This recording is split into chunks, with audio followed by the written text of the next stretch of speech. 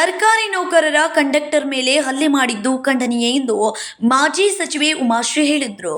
ಸೋಮವಾರ ಬೆಳಗಾವಿಯ ಜಿಲ್ಲಾಸ್ಪತ್ರೆಯಲ್ಲಿ ಚಿಕಿತ್ಸೆ ಪಡೆಯುತ್ತಿರುವ ಕಂಡಕ್ಟರ್ ಮಹದೇವ ಹುಕ್ಕೇರಿ ಅವರ ಆರೋಗ್ಯ ವಿಚಾರಿಸಿ ಮಾಧ್ಯಮದವರೊಂದಿಗೆ ಮಾತನಾಡಿದ ಅವರು, ಬೆಳಗಾವಿ ವಿಚಾರದಲ್ಲಿ ದೊಡ್ಡ ಹೋರಾಟ ಮಾಡಿಕೊಂಡು ಬಂದಿದ್ದಾರೆ.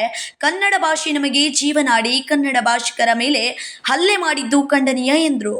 ಕರ್ನಾಟಕದಲ್ಲಿ ಆಡಳಿತ ಭಾಷೆ ಕನ್ನಡವಾಗಿರುವಾಗ ಕನ್ನಡದಲ್ಲಿ ಮಾತನಾಡಿದ್ದು ಅಪರಾಧವಲ್ಲ. ಮನೆಯಲ್ಲಿ ಮಾತೃಭಾಷೆ ಇಟ್ಕೊಳ್ಳಿ, ಹೊರಗಡೆ ಬಂದಾಗ ಕನ್ನಡ ಮಾತನಾಡುವುದು ಕರ್ತವ್ಯ ಎಂದರು. ಅಲ್ಲ, ಹೀಗೆ ಮಾಡಿ ಅಂತ ಯಾರು ಹೇಳಲ್ಲ, ನನ್ನ ಪ್ರಕಾರ ಯಾರು ಹೇಳಿರಲ್ಲ.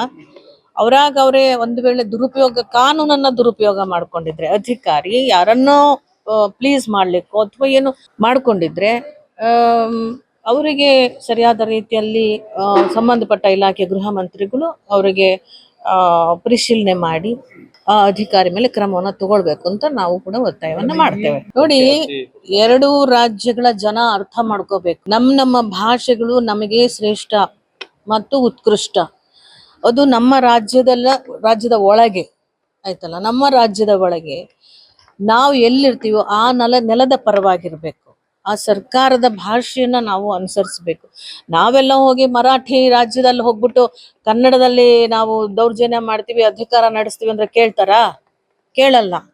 ಹಾಗೆ ತಿಳ್ಕೋಬೇಕು. ಅವರು ಕೂಡ ಕರ್ನಾಟಕದಲ್ಲಿದ್ರೆ ಕನ್ನಡಿಗರಾಗಿರ್ಬೇಕು, ಕನ್ನಡದ ಪರವಾಗಿರ್ಬೇಕು. ಇದರಲ್ಲಿ ಸರ್ಕಾರ ಪ್ರಮುಖವಾಗಿ ಕನ್ನಡಿಗರು ಕನ್ನಡ ಪರ ಇರುವವರ ಜೊತೆಗೆ ನಿಲ್ಲುತ್ತದೆ. ಎಲ್ಲರೂ ಕನ್ನಡ ಪರವಾಗಿ ನಿಲ್ಲುತ್ತೇವೆ ಎಂದರು.